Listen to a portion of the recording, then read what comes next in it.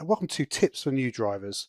So if you just passed your driving test, probably in the UK, and offer some tips. I'm also going to include some extra things as well that I've thought of recently. This is just a document I wrote a few days ago, and I'm going to walk through it and then maybe add some extra stuff as well. Um, the first thing, so we'll start with the basics here. So if you make a mistake, as long as the car isn't damaged, then don't worry about it unless the same type of mistake is occurring repeatedly.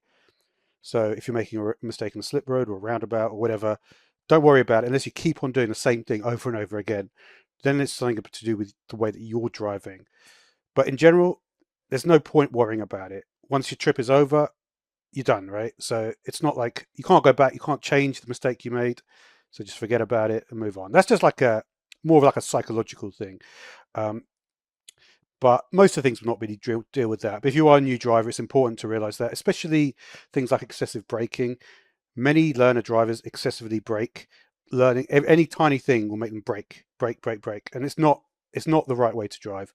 Even when you've got humped roads, there's lots of humps. There's little need to really brake much. You just make sure you go slower. You just want smooth deceleration, smooth acceleration. Um, and then wide junctions as well. Sometimes wide junctions, if the wide junction is a bit wider, you can actually go like it has 4 instead of 2, right? An entrance and exit on both sides, both parts of the Y. So just make sure you just look for that single dotted white line, and then you'll be fine. Trying to think if there's anything else in this topic. Not really. Okay, so another thing, so roundabouts. So when you're doing a roundabout, you have to look at the size of the roundabout. It's quite a small roundabout. You've got to remember that small cars have got a very small turning circle.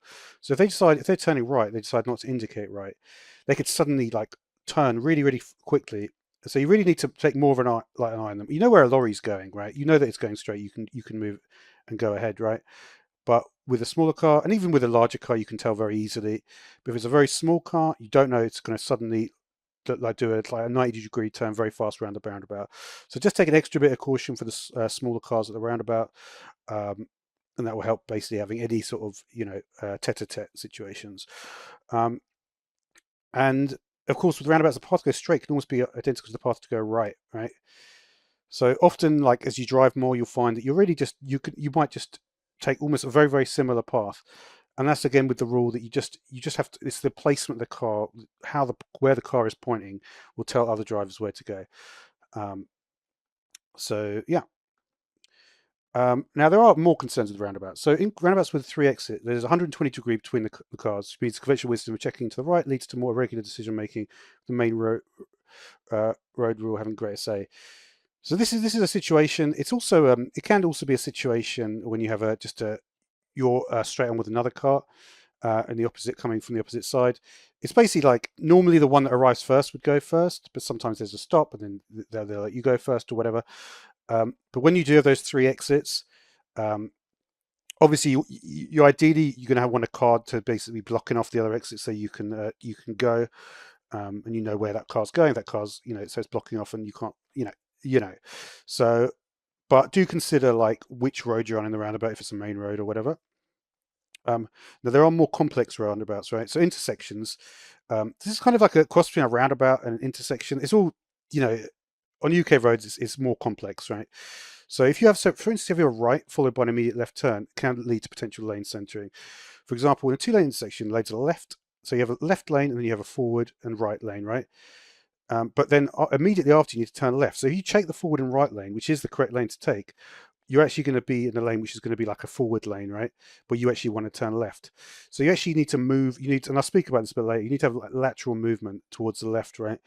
Or alternately, sometimes sometimes a lot of people, in reality, a lot of people will actually go forward even in the left lane.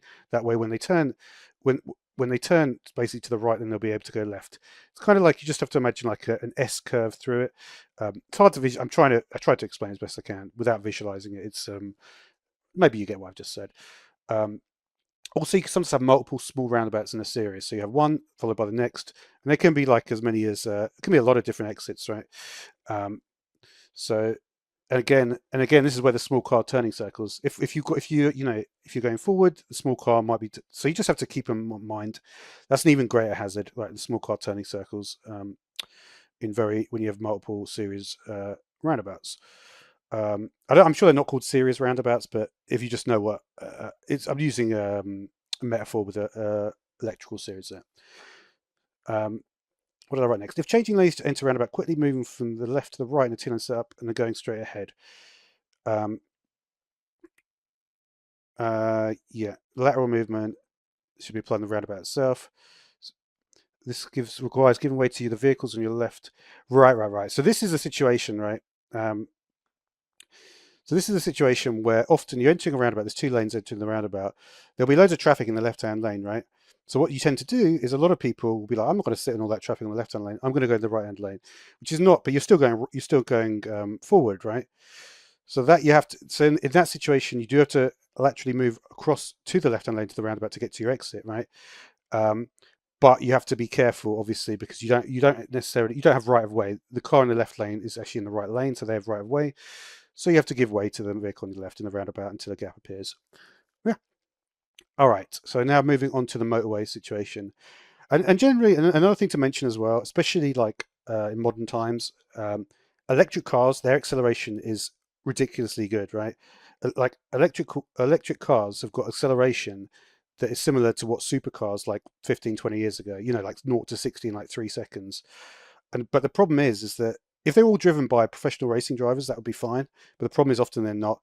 So you really have to be careful with electric cars because their acceleration makes them much more of a hazard than almost any other type of car, right?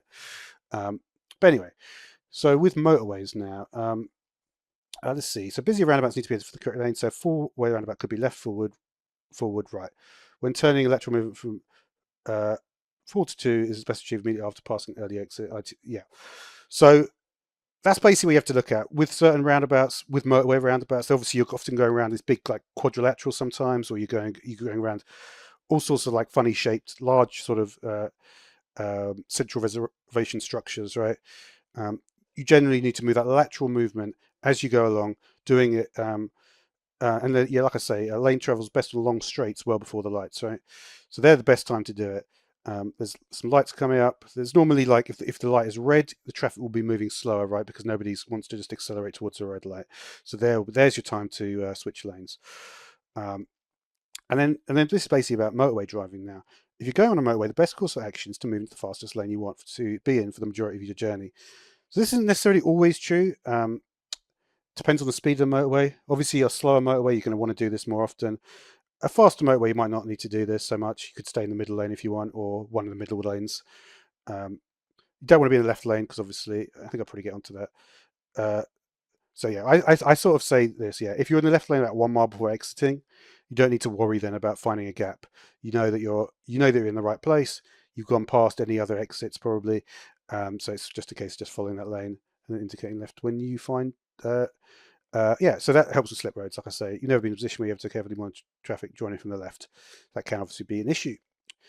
And obviously, if you've got a lot of HGVs on your motorway, best to choose the faster lanes. You don't want to be boxed in between massive HGVs, right?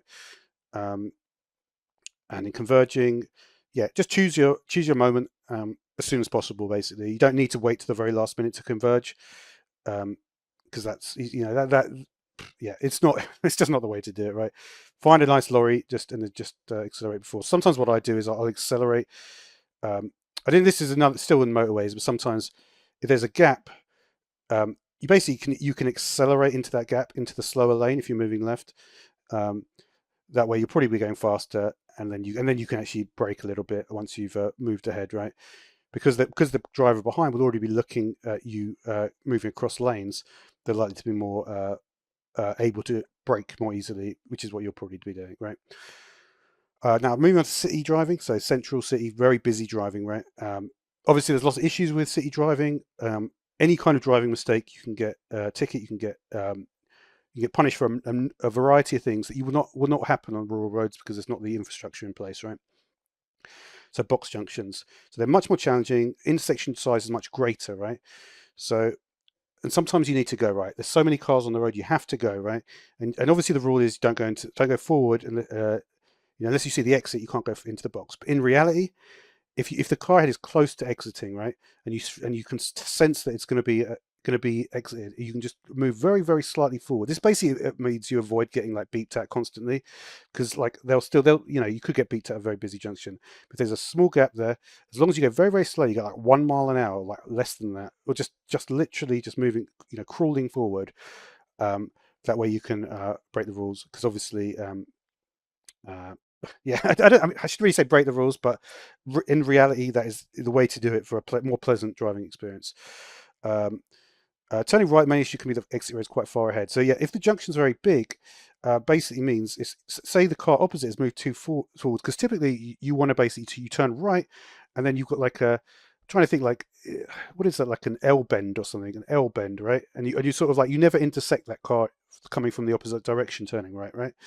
But sometimes if that path's gone too far, you do have to do the intersection. So it's an L bend, but an intersecting L instead of two intersecting L's, as opposed to non-intersecting L's. So yeah, I'm just trying to illustrate that point.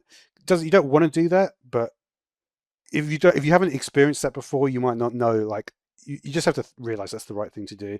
Some people will just know it's kind of obvious in a sense. Um, Also, and especially right, if the space to turn right, there's loads of cars and traffic. All the cars are just trying to get out right somehow. Obviously, the rule with turning right is that you're allowed to do it into the box, so it kind of creates it can create more awkward situations, that rule.